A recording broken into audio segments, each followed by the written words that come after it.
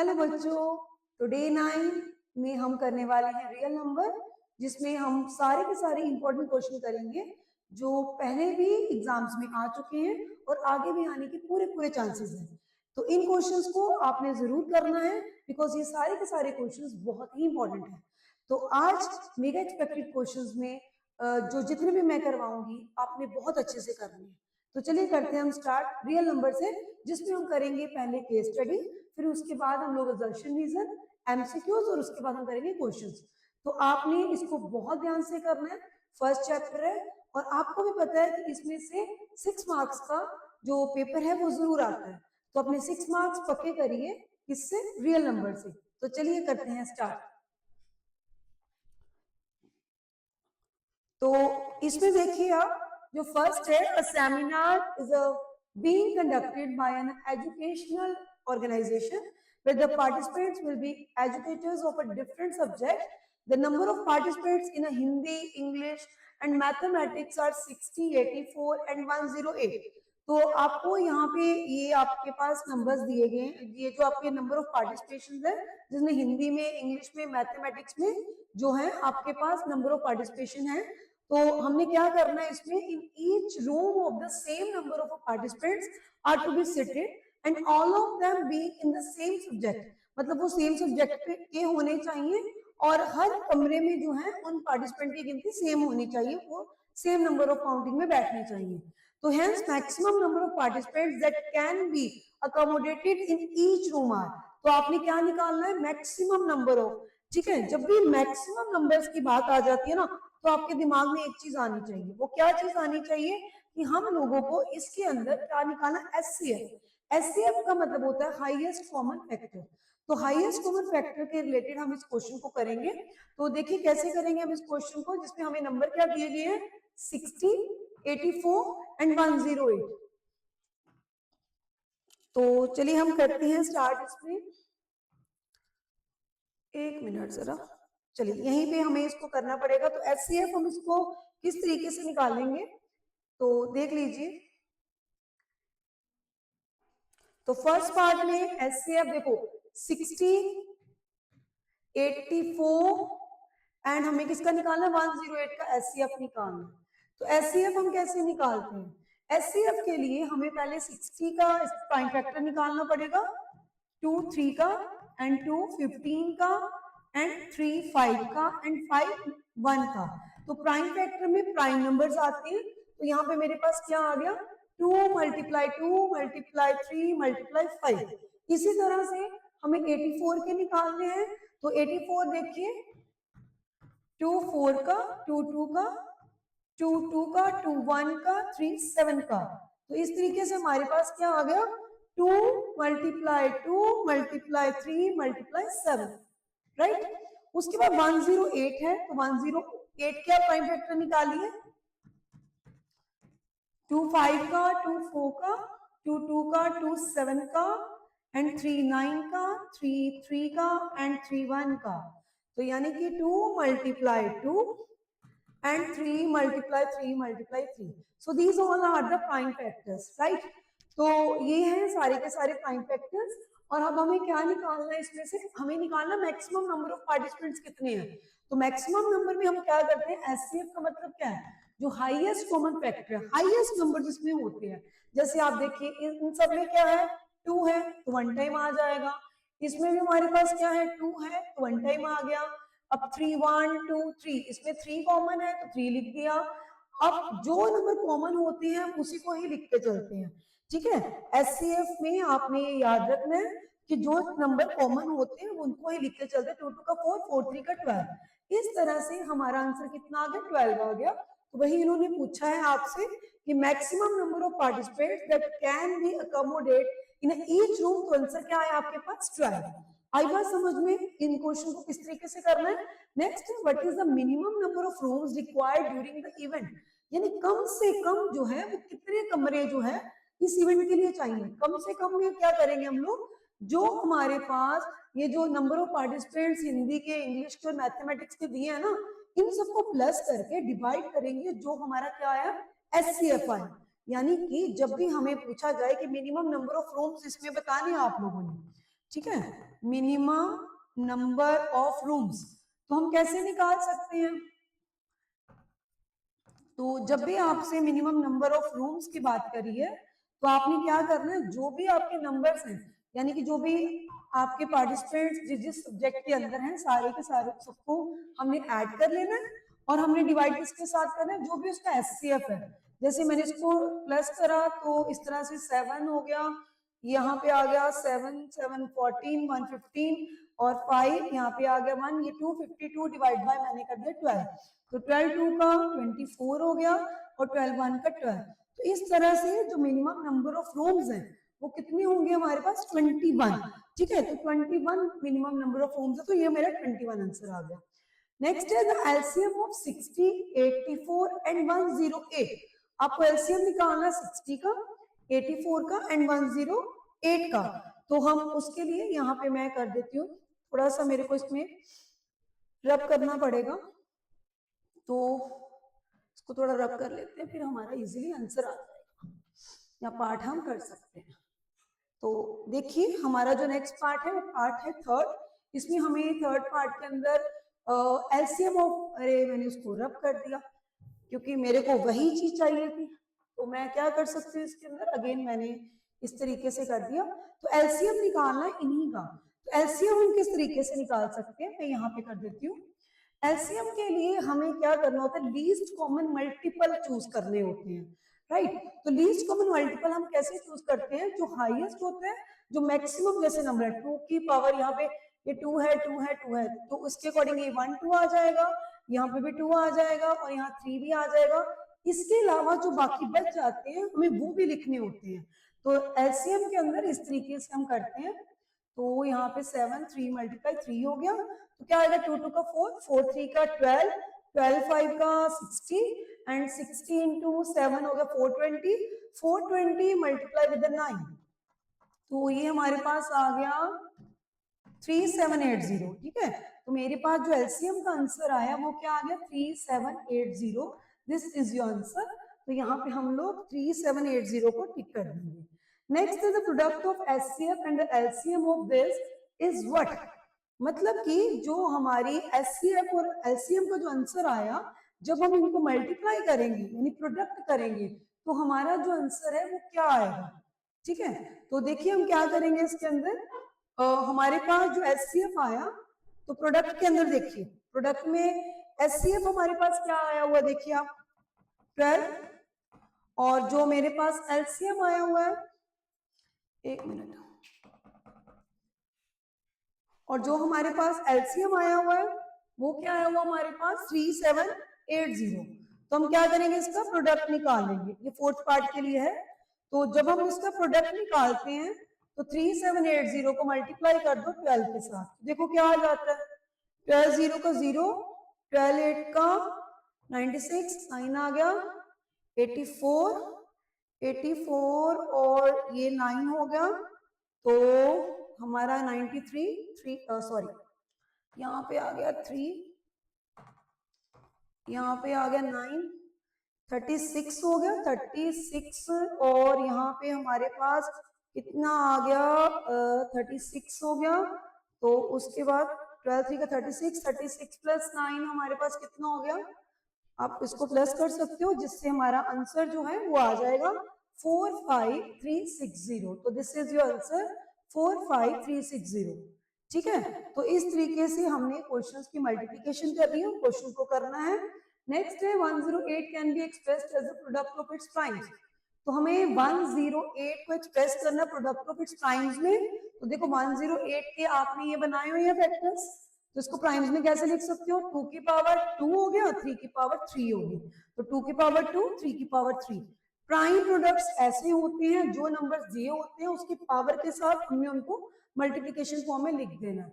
सो ये है आपकी फर्स्ट केस स्टडी, तो आपने इस तरीके से इस केस स्टडी को करना है। ठीक है, तो नेक्स्ट केस स्टडी है क्वेश्चन नंबर 2, जैसे to enhance the reading skills of a grade 10 students, the school you and 2 of your friends to set up a class library.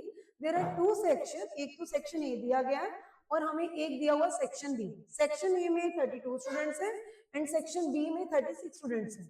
आपको बताना है कि what is the minimum number of books, minimum number of books जो है वो require की गई हैं for the class library, so that the books can be distributed equally among students of section A और section B.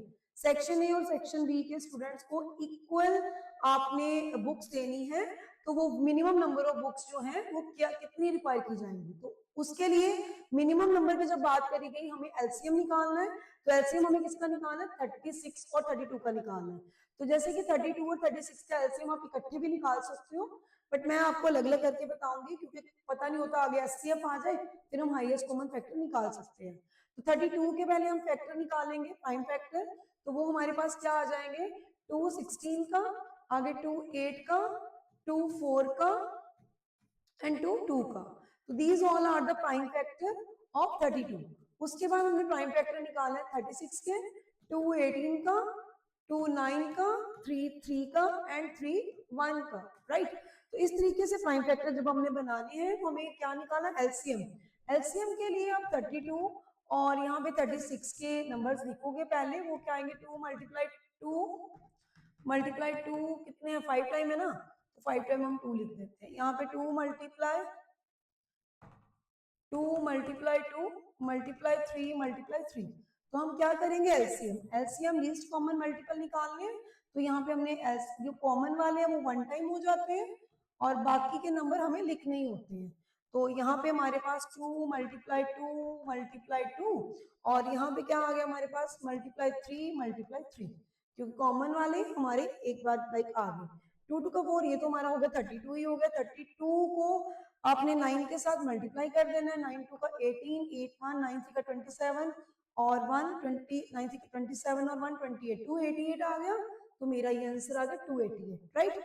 उसके बाद the product of two positive integer is equal to the product of their HCF and the LCM, then the HCF is what.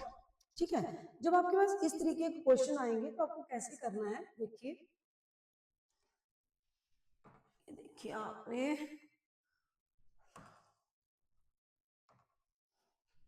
तो देखिए हमें क्या करना पड़ेगा इसके लिए। क्वेश्चन में है कि अगर जो प्रोडक्ट है टू पॉजिटिव इंटीजर का अगर वो इक्वल आता है उसके एचसीएफ के और एलसीएम के, तो आपने ये बताना है कि उसका एचसीएफ क्या होगा। तो सेम वही चीज आ गई आपके पास, हमारा एक फॉर्मूला होता है, वो क्या होता है, LCM multiply HCF which is equal to product of their numbers, product of their numbers, right. तो ये फॉर्मूला है हमारा। हमने जो एलसीएम है आप उसमें जो दो नंबर है 32 और 36 आप उसको इस तरीके से लिख सकते हो। जैसे आप जब एलसीएम लिख रहे हो तो आप लिखोगे 32, 36 एंड इसमें मल्टीप्लाई आप एचसीएफ लिख रहे हो तो वहां भी आप क्या लिखोगे 32 और 36। ठीक है बेटा, तो ये प्रोडक्ट ऑफ टू नंबर्स हो गए। और हमें पता है प्रोडक्ट ऑफ टू नंबर क्या होंगे हमारे पास, 32 मल्टीप्लाई 36 और यहाँ पे मेरा एलसीएम जो है मैंने अभी निकाला है, एलसीएम 288 आया तो ये आ गया 288 मल्टीप्लाई विद एचसीएफ ऑफ 32, 36। ऐसा क्वेश्चन भी पेपर में आ जाता है, इसलिए आपने फॉर्मूला याद कर लेना है कि एलसीएम मल्टीप्लाई एचसीएफ जो होता है वो इक्वल टू किसके होता है, प्रोडक्ट ऑफ देयर नंबर्स। जो भी एलसीएम और एचसीएफ के दो नंबर निकालने के लिए दिए हैं ना उन दोनों को मल्टीप्लाई करके। तो आप देख लीजिए आपने एचसीएफ जब निकालना है किसका, वही 32 और 36 का, आप ऐसे नॉर्मल भी निकाल सकते थे पर इसमें लिखा हुआ है कि प्रोडक्ट के साथ ही निकालना है, इसलिए हमें यही वे अपनाना पड़ेगा। तो यहाँ पे कितना आ गया 32 मल्टीप्लाई 36 डिवाइड बाई 288, तो कटिंग कर दीजिए। तो देख लीजिए 4 8 का कर देती हूँ, 4 7 का, 4 2 का, 8 9 का हो गया, 9 4 का हो गया, तो आंसर कितना आ गया 4। तो हमारा एचसीएफ जो आ जाएगा वो उसका आंसर क्या आएगा 4 आ जाएगा। ठीक है बेटा, और यहाँ पे हमारा आंसर कितना आया था 288, इसको मैं रब कर देती हूँ। चलिए आगे देखिए 36 can be expressed as the product of their primes. तो अभी हमने 36 देखो मैंने इसीलिए उसको अलग अलग करा क्योंकि कहीं ना कहीं केस स्टडी में उसमें से ही क्वेश्चन निकल के आ जाता है, इसलिए मैंने इकट्ठे एलसीएम नहीं निकाला, मैंने सेपरेट सेपरेट दोनों का निकाला। तो अभी क्या है 36 के बोलने हैं, तो 36 देखिए 2 की पावर 2 और 3 की पावर 2, तो सामने लिखा है आपके पास 2 2 टाइम्स है, 3 2 टाइम्स है उसकी पावर, तो ये हमारा आंसर आ गया। आगे है कि 7 multiply 11 multiply 13 multiply 15 plus 15 is a what number. तो बेटा ये जो इस तरह का क्वेश्चन है ना, वो आपसे 1 मार्क्स में पूछा जाता है या कई बार 2 मार्क्स में भी आ जाता है। तो आपने इस तरह के क्वेश्चंस को जरूर करना है। कैसे है देखिए, जैसे इसका फोर्थ पार्ट जो मैं समझा रही हूँ वो है 7 मल्टीप्लाई 11 मल्टीप्लाई 13 मल्टीप्लाई 15 प्लस 15। आपने क्या देखना, दोनों में कॉमन क्या है 15, उसको अंदर लिख लिया, अंदर क्या बच गया 7 मल्टीप्लाई 11 मल्टीप्लाई 13 प्लस 1। ठीक है, तो इस तरीके से हम इस क्वेश्चन को करेंगे। जो चीज कॉमन होती है हम उसको बाहर लिख देते हैं, बाकी अंदर वाली चीज का मल्टीप्लाई कर देते हैं। ठीक है, जब हम इसका मल्टीप्लाई कर लेंगे तो हमारे पास देखो क्या आएगा, ये आ गया 77, 77 इंटू 13 कर दीजिए।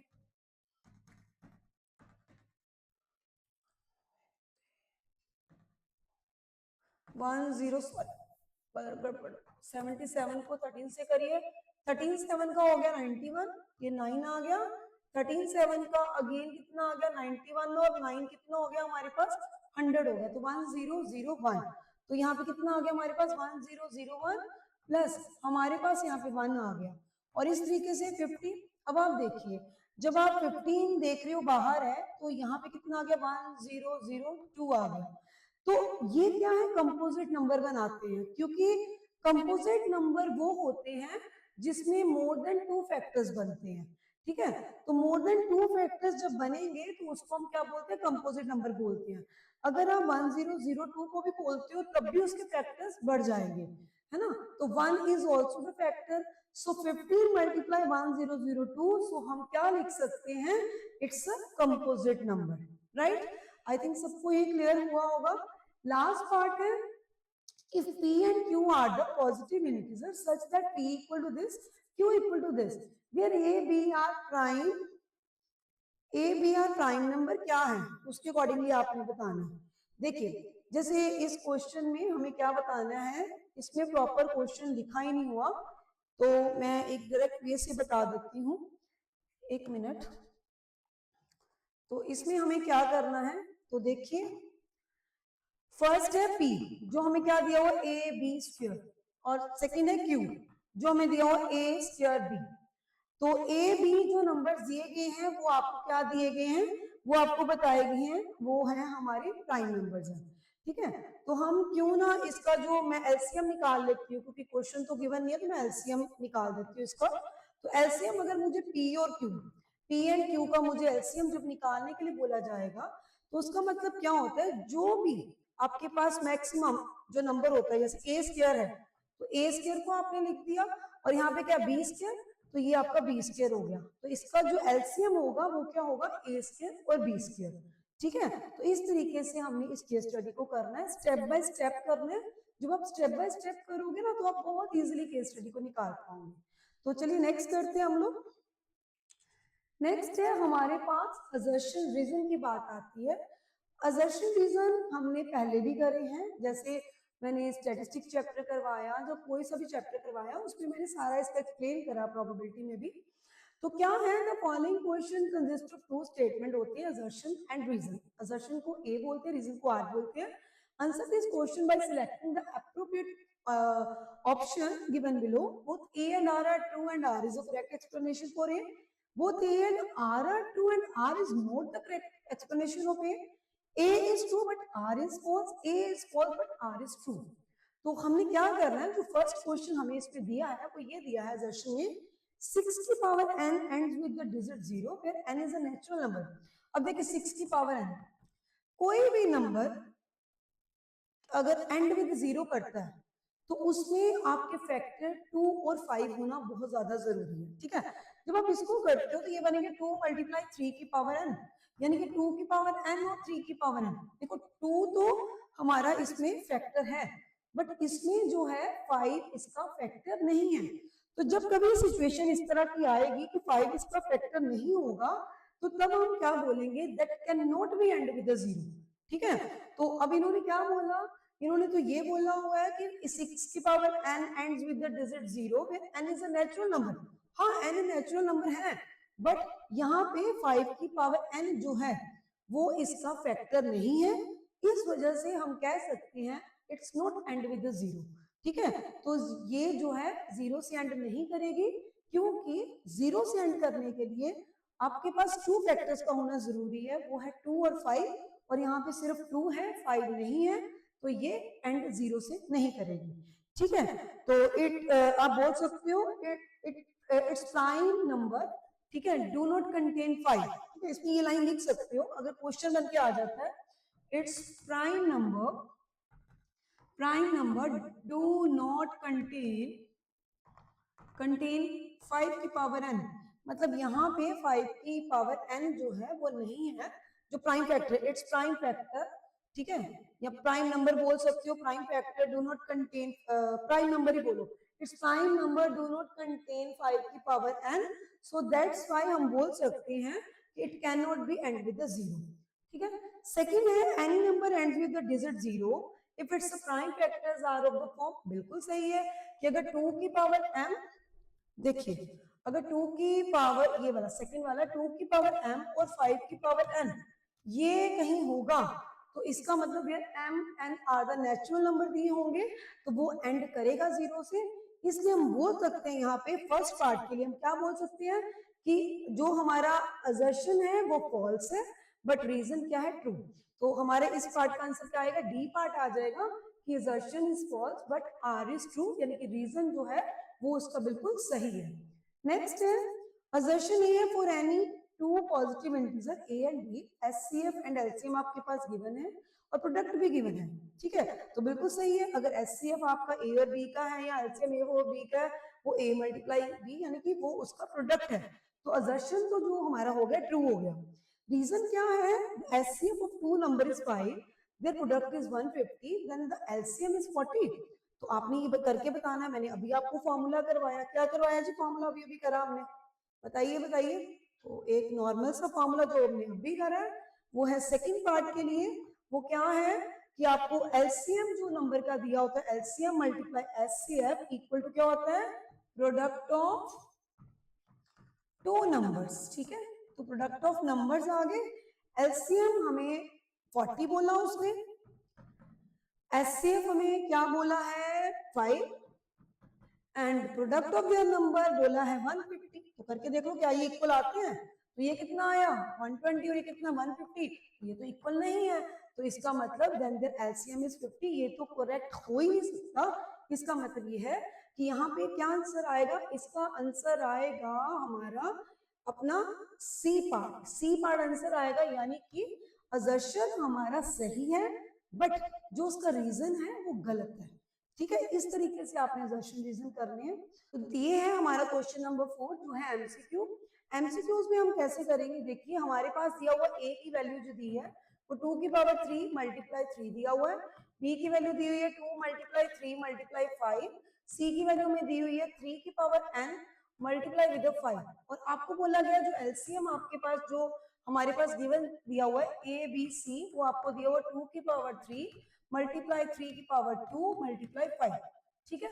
अभी हमें फाइंड करनी है वैल्यू ऑफ n, तो उसके लिए हम क्या करेंगे, जो हमारे पास गिवन है LCM of A B C हम तीनों का निकाल लेंगे, जिससे हमारे पास 2 जो है वो 3 टाइम आ रहा है, जैसे इस तरीके से 3 जो है नंबर ऑफ टाइम्स n है और 5 कॉमन होने की वजह से एक आ गया, तो 5 की पावर 1। एक चीज याद रखना कि अगर दो मतलब आपके पास 3 आप दिए ए बी सी 3 चीजें दी हुई हैं और 2 में भी कॉमन है, तब भी वो एक ही चीज काउंट की जाएगी, ठीक है। तो अब यहाँ पे कितना आ गया, 2 की पावर 3 आ गया, 3 की पावर n आ गया और ये 5 आ गया। तो देख लीजिए यहाँ पे हमारे पास जो इसका आंसर है, मिला लीजिए 2 की पावर 3 2 की पावर 3 फिनिश, n वाला तो यही है ना हमारे पास, तो 3 की पावर n इक्वल टू 3 की power 2, if the basis are same then power are in equality, यानी n का आंसर हमारे पास क्या आ जाएगा 2 आ जाएगा। क्लियर है सबको, तो इस तरीके से हमने इसको करना है एमसीक्यू को। नेक्स्ट लार्जेस्ट नंबर जो है which divides 615 and 615 and 963 leaving a remainder 6 in each case।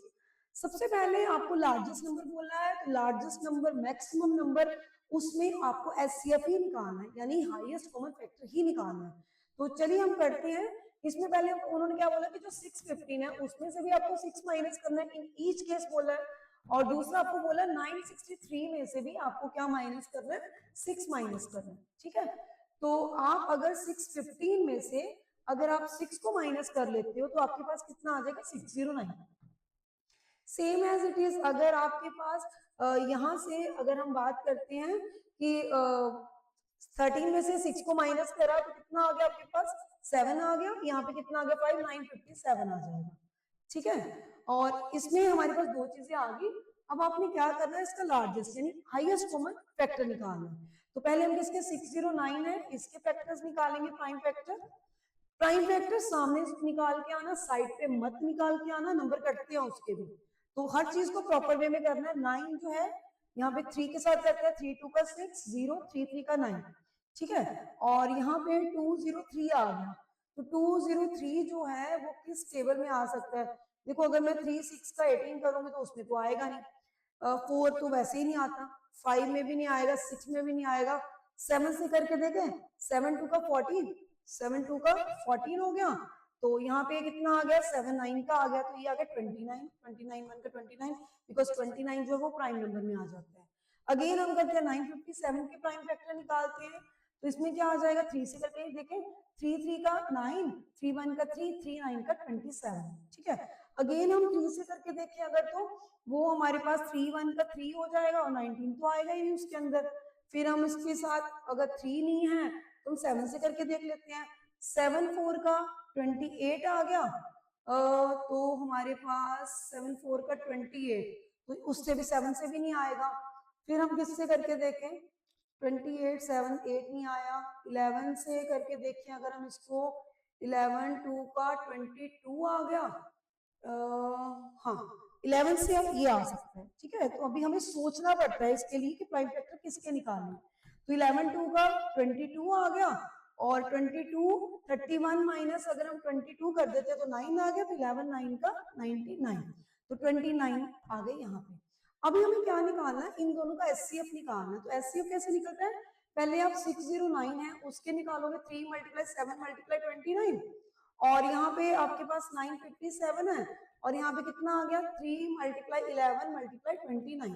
अब आप क्या देख रहे हो, एक तो आपके पास 3 कॉमन आ गया, एक आपके पास कितना आ गया, 29 आ गया, ठीक है। तो हम क्या करेंगे, यहाँ पे जब एचसीएफ निकालते हैं तो हाईएस्ट कॉमन फैक्टर जो हाईएस्ट है उसको लिख के चलते हैं। तो हम लोग 3 को मल्टीप्लाई कर देंगे 29 के साथ, जिससे 3 9 का 27, 7 2 3 2 का 6, 7 8, तो 87 जो है हमारे पास आंसर आ जाएगा इसका, ठीक है। देखो ये एमसीक्यूज में है, आप वर्बली अगर फटाफट से कर सकते हो तो ठीक है, बट साइड पे कर देना चाहिए इसको।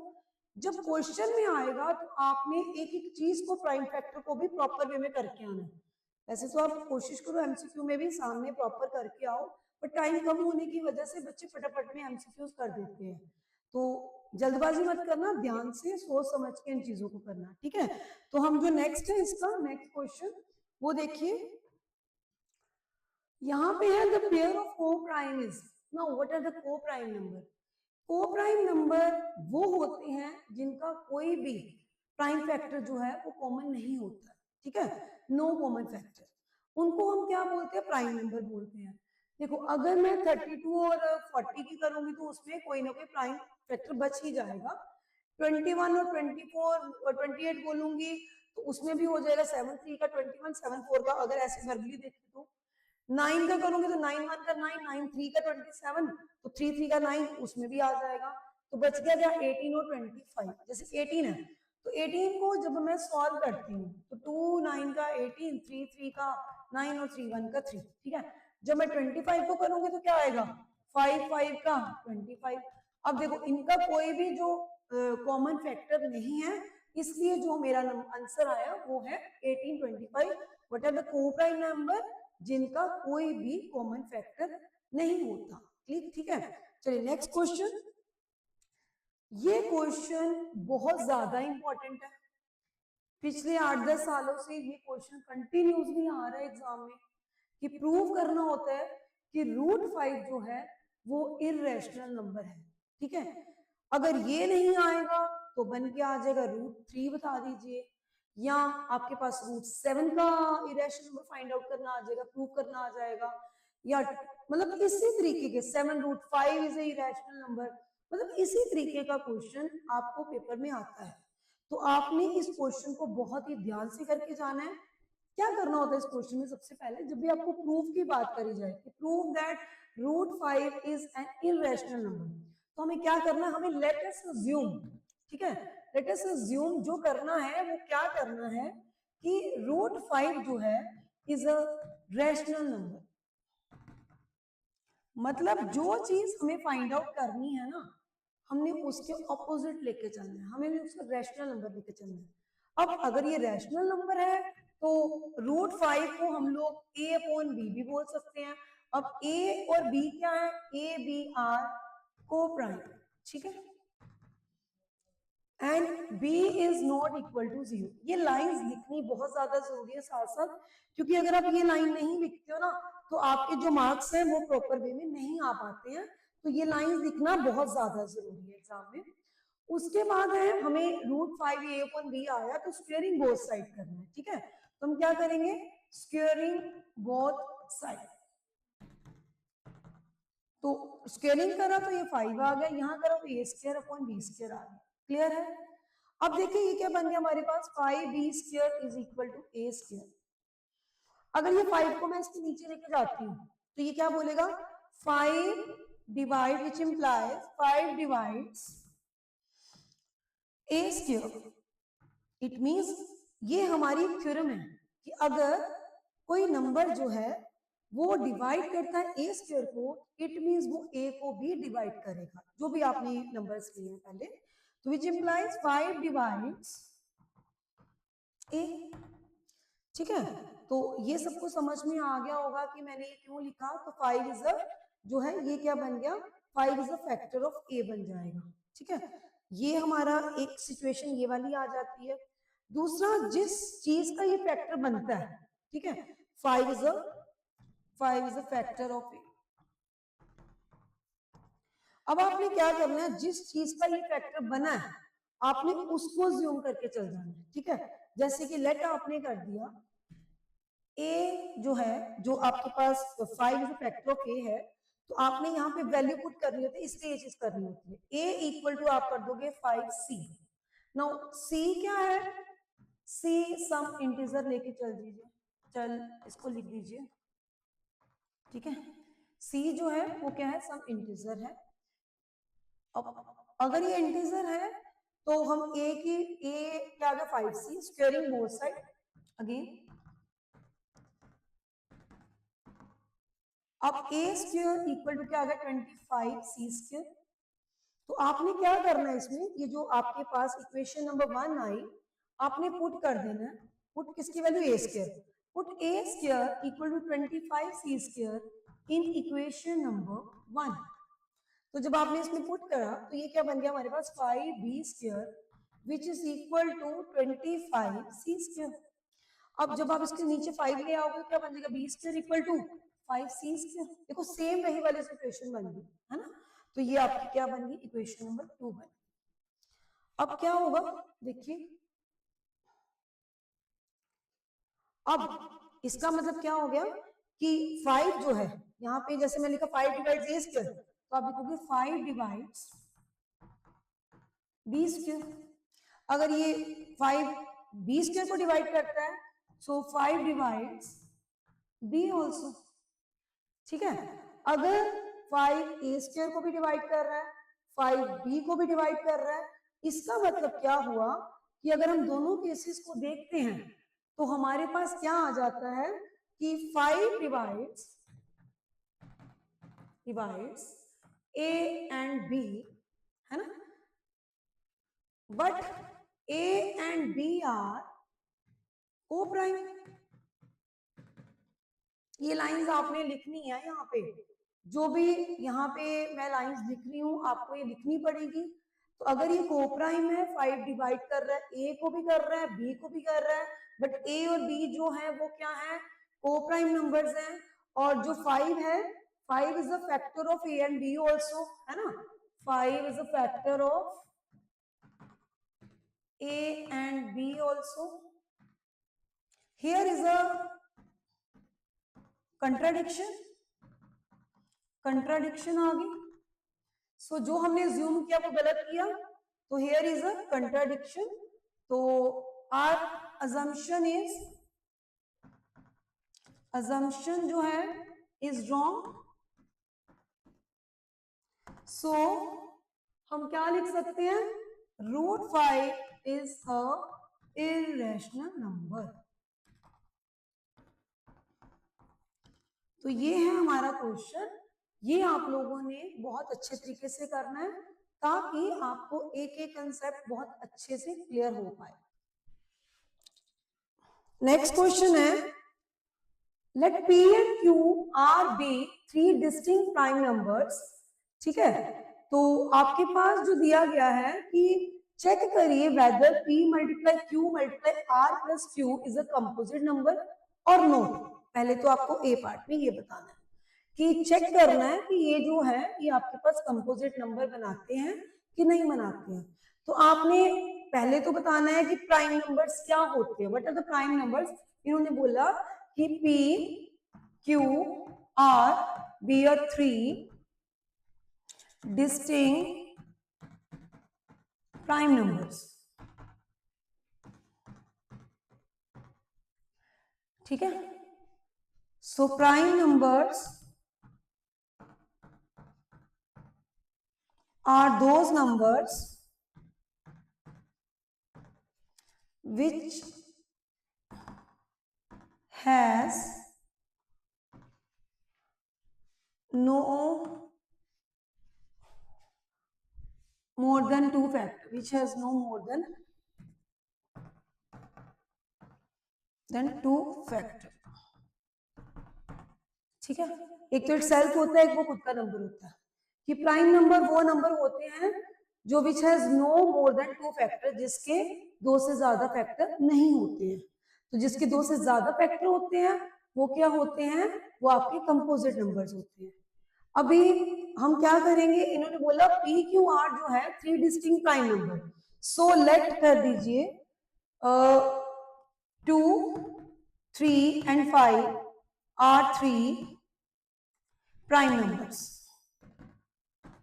ठीक है, ये 3 प्राइम नंबर्स आपने ले लिए. अब आपने इक्वेशन में डाल देंगे, जैसे P multiply Q multiply R plus Q. आपने कंपोजिट शो करना है वो है कि नहीं है. तो हम क्या करेंगे, इसके अंदर P क्या आपके पास 2 मल्टीप्लाई 3 मल्टीप्लाई 5 प्लस Q क्या है 3. तो 2 3 का 6 5 का 30 इंटू 30 प्लस 3 सॉरी क्या आ जाएगा 30 प्लस 3 यानी कि 33. क्या ये जो 33 है क्या ये आपका कंपोजिट नंबर है कि नहीं है. ठीक है, तो क्वेश्चन को बहुत ध्यान से समझना है कि आपने ये चेक करना है कि क्या ये आपका कंपोजिट नंबर है कि नहीं है 33. तो दिस इज नॉट एक मिनट. अब 33 के बाद अगर फैक्टर निकालते हो तो 11 3 का 33, तो आप बोल सकते हो कि ये हमारा क्या है, कंपोजिट नंबर है. ठीक है, so it is a composite number. ठीक है, क्वेश्चन को समझना है कि P Q R be the 3 distinct prime number. Check whether P Q multiply R plus Q is a composite number. Yes, it is a composite number. Further given an example for the 3 distinct prime number again and such that ये बताना है कि is a composite number और ये prime number दोनों बता के चलना है आप लोगों को. तो देखिए कैसे बताएंगे हम, इसी तरीके से हमें इसको करना है. तो मैं थोड़ा सा इसको इस तरीके से कर लेती हूँ. तो क्या करना हमें इस पे, हमने अगेन क्या करना है, प्राइम नंबर्स ले लेने, लेट कर देना है 3 5 7 आर 3 प्राइम नंबर्स. ठीक है, अब मुझे बताना है कि ये कंपोजिट नंबर है कि नहीं. P multiply Q multiply R plus 1. तो इसमें पुट करके देखिए क्या आएगा, 3 मल्टीप्लाई 5 मल्टीप्लाई 7 प्लस 1. तो 5 3 ये आप कर लो, 5 3 का 15, तो ये आ गया 105 प्लस 1, इट इज अ 106. सो हमें पता है 106 आ गया, तो हम क्या बोल सकते हैं, it is a composite number. So P multiply Q multiply R plus 1 is a composite number. है ना, अगर ये कंपोजिट है तो इन्हीं का यूज करके अगेन आपको बताना है कि क्या ये प्राइम नंबर है, तो आपने अगेन इसी चीज को लिख देना है, तब भी आपका आंसर क्या आ जाएगा, यही आ जाएगा कि 105 प्लस 1 इट इज ऑल्सो 106। तो इट इज मतलब this is a prime number, no it is not a prime number, it is a composite number. तो सेकेंड पार्ट में आप लिखोगे P multiply Q multiply R plus 1 is not prime number। अरे simple सी बात है, अगर वो कंपोजिट नंबर बन गया तो वो प्राइम नंबर कैसे हो सकता है, so it's not a prime number. चलिए नेक्स्ट क्वेश्चन है हमारा, इसमें करना है explain why this and this, है ना, दिस एंड दिस आपको क्या बताया गया है, आर अ कंपोजिट नंबर, कि ये कंपोजिट नंबर है। तो कैसे करेंगे हम, सेम अभी मैंने पीछे आपको करवाया है, उसमें 7 मल्टीप्लाई 11 मल्टीप्लाई 13 प्लस 13 आपको दिया है, तो आपने क्या करना है 13 को कॉमन ले लिया, 7 मल्टीप्लाई 11 और यहाँ पे क्या आ जाएगा प्लस क्या आ जाएगा, यहाँ पे आपके पास 1 आ जाएगा क्योंकि 13 बाहर आ गया, तो ये कितना आ गया 77 प्लस 1 78 आ गया, है ना। तो इसका मतलब क्या हुआ कि ये हमारा क्या है कंपोजिट नंबर है, क्योंकि जब आप 78 के और फैक्टर भी खुल सकते हैं, है ना, तो हम क्या बोल सकते हैं, इट्स अ कंपोजिट नंबर।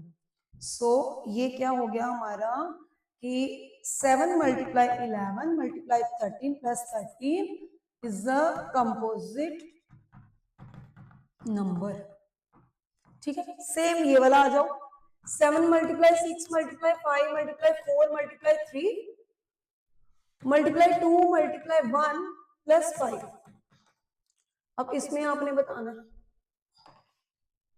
तो देखिए हमारा यहाँ पे क्या आ गया कॉमन 5, अंदर क्या बच गया 7 multiply 6 multiply 4 multiply 3 multiply 2 multiply 1 plus 1, क्योंकि 5 को हमने कॉमन ले लिया। अब करेंगे इसकी मल्टीप्लिकेशन, तो 7 यहाँ पे कर दो, 3 2 का 6 6 4 का 24 हो गया, 24 आ गया, 7 6 का 42 आ गया, ये आ गया 42, 4 2 का 8 हो गया, 2 2 का 4 हो गया, 4 4 का 16 हो गया, 4 2 का 8 का 9 हो गया, 8 हो गया 0, यहाँ कितना 1008, तो 5 आ गया 1008 प्लस 1, है ना, तो 5 ये कितना आ गया 1009। अगेन इसके भी फैक्टर निकल आएंगे, तो हम क्या बोल सकते हैं, again this is a composite numbers. ठीक है, इस तरीके से इन क्वेश्चंस को आपने करना है। तो चलिए इसका नेक्स्ट क्वेश्चन, ये क्वेश्चन सब बच्चे बहुत ध्यान से करा करें, क्योंकि क्वेश्चन में रेगुलर मेरी एक ही वर्डिंग होती है, calculation mistake. As a teacher हम लोगों से भी वो मिस्टेक हो जाती है, तो आप तो अभी प्रैक्टिस कर रहे हो, तो इसलिए आपने जब भी एग्जाम देना है तो अपनी कैलकुलेशन पे जरूर फोकस करना है। आपने लास्ट 15 मिनट्स अपने पास जरूर बचा के रखने हैं, ताकि आप अपने पेपर की क्वेश्चंस को चेक कर पाओ कि आपने हर सेक्शन के क्वेश्चन करे हैं।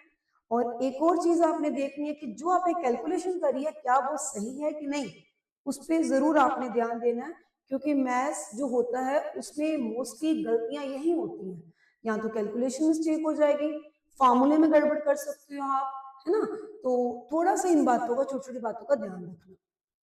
तो चलिए नेक्स्ट क्वेश्चन की तरफ बढ़ते हैं, ये है find the largest number which on dividing 1251 9377 15628 leaves the remainder 1 2 3 respectively. यानी पहले में से, अभी देखो फर्स्ट वाला जो नंबर है 1251, इसमें से माइनस करना आपको फर्स्ट 1, ठीक है। दूसरा जो नंबर है वो है 9377, उसमें से किसको माइनस करना आपको 2 को। तीसरा जो नंबर है 15628, इसमें आपको माइनस करना है 3 को, ठीक है जी। तो जो 3 ये करने के बाद आपने क्या करना है, इसका लार्जेस्ट नंबर फाइंड करना है, ठीक है। लार्जेस्ट नंबर का मतलब हो गया आपको HCF पता करना है, ठीक है। तो करते हैं HCF पता, इसका यहाँ पे कितना आ गया 1250 आ गया, फैक्टर्स निकालने हैं, 9377 यानी कि 9375 आ गया, इसमें क्या आ गया 15625 आ गया। चलिए काम स्टार्ट करते हैं, 1250 के पहले निकालेंगे, फिर किसके निकालेंगे हम लोग, हम निकालेंगे 9375 के, उसके बाद हम किसके निकालेंगे 15625 के, फिर हम लास्ट में क्या बताएंगे उनका HCF।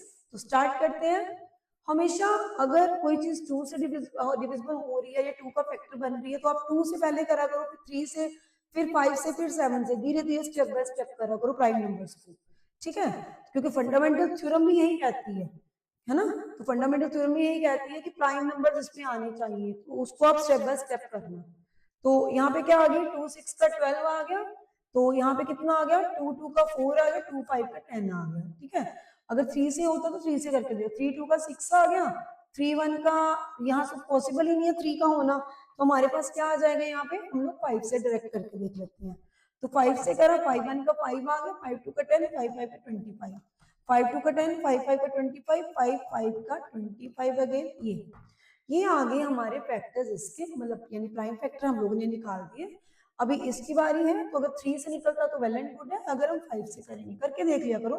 3 3 का 9, 3 1 का 3, 3 2 का 6, 3 5 का 15 आ गया ना 3 से। तो कोशिश उस तरीके से करके देखा करो कि ऑड नंबर है पीछे, तो या तो 3 से होगा या 5 से होगा या 7 से होगा, तो उसके अकॉर्डिंग आपने करना है। तो यहाँ पे 3 से करके देखे, 3 1 का 3 हो गया, 1 है तो 0 नहीं, पॉसिबल नहीं हो पाएगा 3 के साथ। तो चलिए हम करते हैं किसके साथ स्टार्ट, हम करते हैं 5 के साथ। तो 5 आ गया, 5 6 का 30 हो गया, 5 2 का 10 हो गया, 5 5 का, ठीक है। यहाँ पे 625 फिर से 125 आ गया, फिर उसके बाद अगेन 25 आ गया, फिर उसके बाद अगेन 5 5 आ गया, ये आ गया 1, ठीक है, क्लियर है। नेक्स्ट इसमें आ जाइए, तो हम यहाँ पे 3 5 का 15, 3 2 का 6, तो ये भी पॉसिबल नहीं है, तो 5 से बनेंगे ये फैक्टर, 5 3 का 15, 5 1 का 5, 5 2 का 10, 5 5 का 3 1 2 5 आ गया। चलिए इसको हम करके देखते हैं 5 से, 5 6 का 30 हो गया, 5 2 का 10 हो गया, 5 5 का 25, 6 25, वही वाले फैक्टर्स आने स्टार्ट हो गए। कर लीजिए इसको ध्यान से, 5 1 का 5 हो गया, 5 2 का 10, 5 5 का 25, 5 2 का 5 2 का 10, 5 5 का 5 5 का 5 1 का, ठीक है जी, सबको क्लियर हो गया। अभी हमने क्या निकालना है, इसका एचसीएफ निकालना है। तो कैसे निकालोगे आप एचसीएफ, बताइए। अभी हमने पीछे करा, सबके फैक्टर्स को पहले आपने लिख देना, जैसे यहाँ पे आया 1250 के, यहाँ पे आपने 9375 के, यहाँ आपने 15625 के, ठीक है, फैक्टर्स लिख लेने हैं। वो क्या आ गया आपके पास, 2 × 5, 1 2 3 4, 1 2 3 एंड 4, ठीक है जी, ऐसे। नेक्स्ट 9375 के 3 × 1 2 3 4 5, 1 2 3 4 एंड 5, ठीक है, 1 2 3 4, ऊपर 4 टाइम है, नीचे 5 टाइम है, ठीक है। उसके बाद यहाँ पे आ जाइए 1 2 3 4 5 6, 1 2 3 4 5 एंड 6। अब चलिए कॉमन की बात करते हैं। ये देखिए एचसीएफ निकाल रहे हैं हम लोग, तो ये आ गया 5 5, ये देखिए क्या आ गया 5, ये देखिए इसमें भी ये क्या आ गया 5, अगेन इसको और इसको कर लें, ये भी कितना आ गया 5, ठीक है।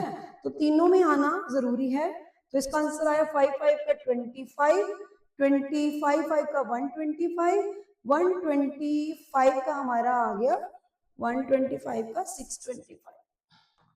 एक मिनट कर लो, ठीक है जी, क्योंकि कई बार माइंड में कंफ्यूजन ना रहे, तो 625 आ गया।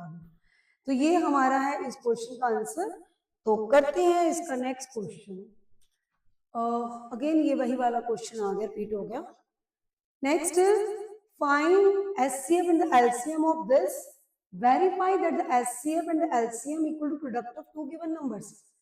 देखो आपको ना इस क्वेश्चन के अंदर क्या बताया गया है कि आपको एचसीएफ और एलसीएम फाइंड करना है 404 और 96 का, यानी प्रोडक्ट ऑफ टू नंबर आपके पास गिवन है। पहले तो आप एचसीएफ निकालोगे, फिर आप निकालोगे एलसीएम, ये 404 और 96 का, 404 और 96 का, पहले आप ये काम करोगे, ठीक है। उसके बाद आपको निकालना है इन दोनों का मल्टीप्लाई करके product of two given number, यानी कि एचसीएफ of 404 96 and LCM। अभी हमने ये फॉर्मूला करा 404 96 which is equal to product of the given number, product of given numbers. ठीक है जी, इस तरीके से आपने इस क्वेश्चन को निकालना है। पहले तो एचसीएफ एलसीएम आना जरूरी है, तो मैं पहले तो काम क्या करती हूँ, 404 के फैक्टर निकालती हूँ, फिर मैं किसके निकालूंगी, 96 के। तो कितना आ गया, 2 2 का 4, 0 2 2 का 4, 2 1 का, फिर यहाँ पे कितने का आ जाएगा आपके पास, 2 1 का, 2 0 का, 1 0 1 ही आ जाएगा। ठीक है, ये किसी टेबल में नहीं जाएगा, इट्स अ प्राइम। अगेन 2 आ गया, 2 3 का, सॉरी 2 4 का हो गया हमारे पास, 2 4 का 8 हो गया, 2 8 का हो गया, 2 2 का 4 हो गया, और यहाँ पे हमारे पास कितना का, 2 4 का, 2 1 का, 2 2 का, एंड 2 6 का, 2 3 का। क्लियर है? ये पहले हमने क्या निकालना है, इसका एचसीएफ। अच्छा, अगर मुझे एचसीएफ निकालना है तो आप यहाँ से डायरेक्ट, मैं प्राइम फैक्टर नहीं लगा रही हूँ, यहाँ पे डायरेक्ट बता देती हूँ। यहाँ से ये और ये कॉमन 1 2 आ गया, यहाँ से ये और ये कॉमन, यहाँ पे 1 2 आ गया, तो ये कितना आ गया, 4। एचसीएफ मेरे पास आ गया 4। अब यहाँ पे मैं 4 लिख देती हूँ। ठीक है, अब मेरे को एलसीएम निकालना है। एलसीएम के लिए आपको भी पता है क्या करना होता है, एलसीएम के लिए सारे के सारे नंबर्स आने जरूरी हैं। जैसे जो कॉमन है वो आपके पास 2 टाइम आ जाएंगे, वो हमने जो कॉमन है हाईएस्ट वो लिख दिए। उसके बाद बाकी के 1 2 3, 1 2 एंड 3, और मल्टीप्लाई विद 3 भी है वो भी लिख दिया, एंड मल्टीप्लाई विद 101 भी है। अभी इसको मल्टीप्लाई कर दीजिए, 2 2 का 4, 2 का 8, 8 2 का 16, 16 2 का 32, 32 3 का आ गया 96, 96 को 101 से मल्टीप्लाई कर दीजिए। ठीक है,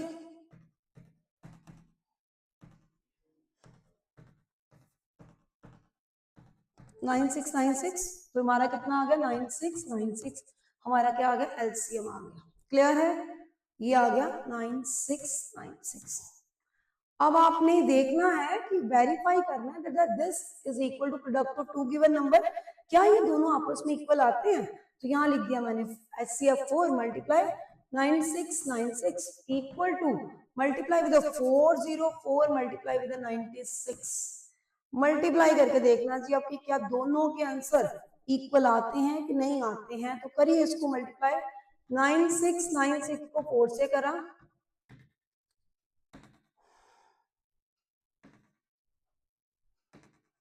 38684, चलिए 404 को 96 से करिए,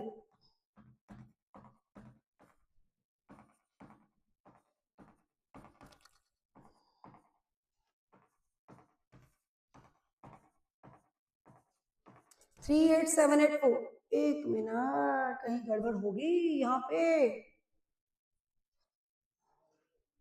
94 का 36 और यहाँ पे 3 आना था, यहाँ पे 7 आना है। देखा, यहाँ पे कैलकुलेशन में मिस्टेक हो गई, तो हमें इन चीजों को ध्यान में रखना है। तो कितना आया, 64 का 24 2, 94 का 36, 37 38 हो गया, यहाँ पे आ गया 3, 64 का 24 हो गया, 24 और 3 कितने हो गए, 27, 7 2 9, 94 का 36, 36 37 38, तो 38784। तो यहाँ पे भी कितना आ गया, 38784, 38784, और यहाँ पे भी कितना आया हमारे पास, 38784। तो left hand side equal to right hand side, इस तरीके से आपने इस क्वेश्चन को सॉल्व करना है। चलिए नेक्स्ट है आपका, तो चलिए नेक्स्ट क्वेश्चन है, given that √2 is a irrational. तो हमारे पास ऑलरेडी गिवन है क्या, कि √2 जो है वो क्या है, इररेशनल।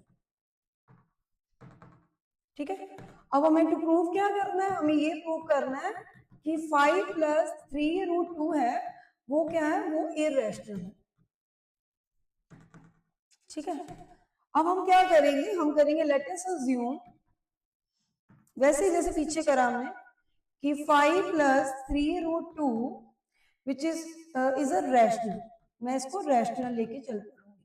ठीक है, अब मैंने क्या करा, 5 + 3√2 को इक्वल टू कर दिया a/b की।